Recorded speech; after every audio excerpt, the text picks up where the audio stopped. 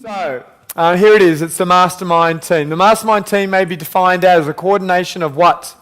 What do you get from Mastermind Team members? Synergy. Synergy, yes, but specifically, what do you get? What did Steve just teach you? What did Adam just teach you that you didn't know? You get what?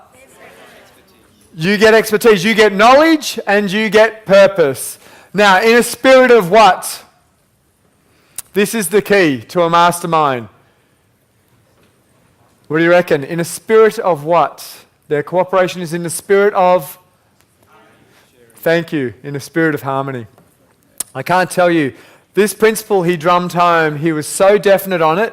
If any, in Carnegie, if any person was out of harmony, they got a talking to or they were removed from the business. There's that saying, one bad apple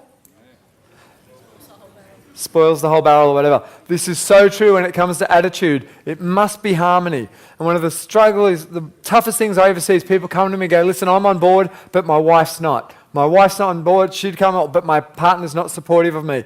And every time I see it, I think this and go, man, what a tough way to live your life.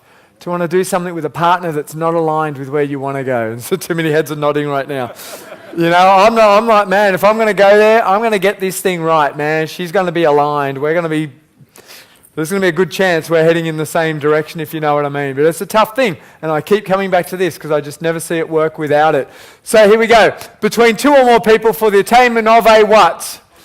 A common goal or a definite purpose. We've covered that. So I said that, this is me comments. Business, wealth creation are team what? Team sports. If you can achieve a goal on your own, it's not a what goal?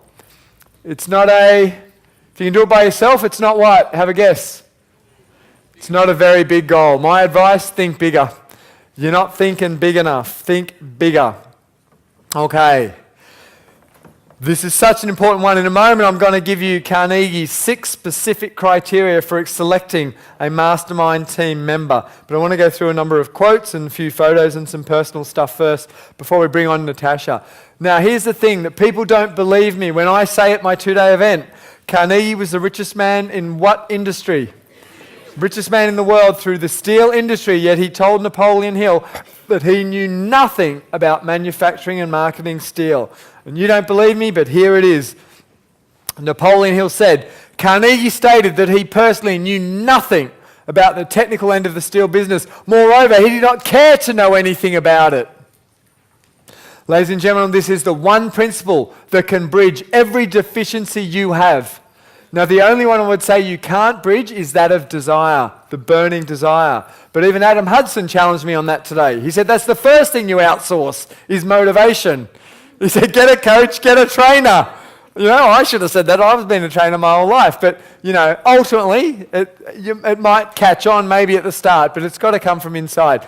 So the specialised knowledge required for manufacturing and marketing of steel, he found freely available in the individual units of his mastermind group. He had the best 20 in the world. He had the best metallurgist, the best marketer, the best plant manager, the best everything. Over time, you can do this. And I tell you what, here's what wealthy people do. Whenever they start a venture, a new business, you know the first thing they do? They go, who can we get on the bus to ensure our success?